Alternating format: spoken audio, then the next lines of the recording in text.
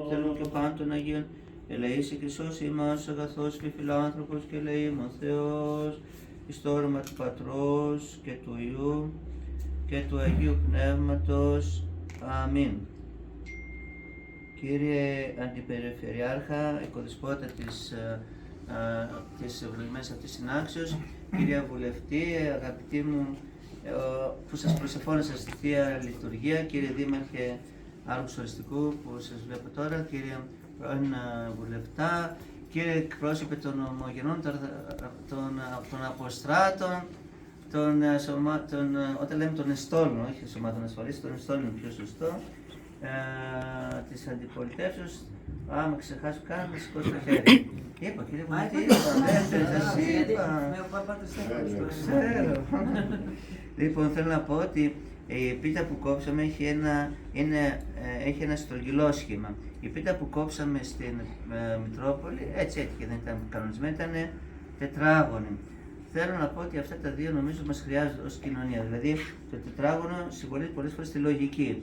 Τον ορθολογικό τρόπο με τον οποίο πρέπει να εργαζόμαστε και να διοργανώνουμε την κοινωνία μας, την παιδεία μας και όλα όσα ο καθένας έχει μια ευθύνη. Θέλει ορθολογικό τρόπο διοργάνωσης των πραγμάτων. Γι' αυτό μας τα έδωσε ο Θεός το νου, ώστε τα αγαθά, τα πάντα που μας έχει δώσει να τα χειριζόμαστε ορθολογικά. Και το άλλο είναι το στρογγυλό που συμβολίζει την ενότητα. Όλα αυτά να το κάνουμε πάντοτε ενωμένοι. Και έχουμε και εμείς πολλές σκέψεις, πολλές ιδέες. Αυτά πρέπει να τα φέρουμε, να τα συζητάμε με τους άλλους αδελφούς, με τους άλλους αρμοδίους, ώστε ό,τι γίνεται να γίνεται με ενότητα.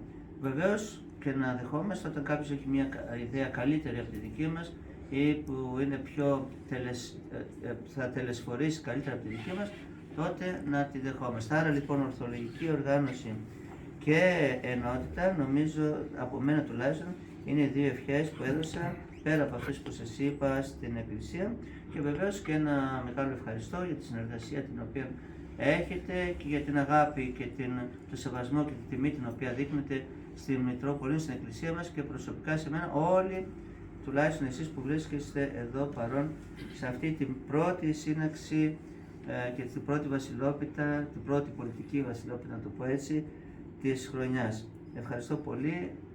Καλή καρδιά και καθαρή σκέψη να έχουμε. Χρόνια πολλά και ευλογημένα. Διευχών των Αγίων Πατερών ημών, Κύριε Ιησού Χριστέ ο Θεός, ελέησον και σώσον ημάς.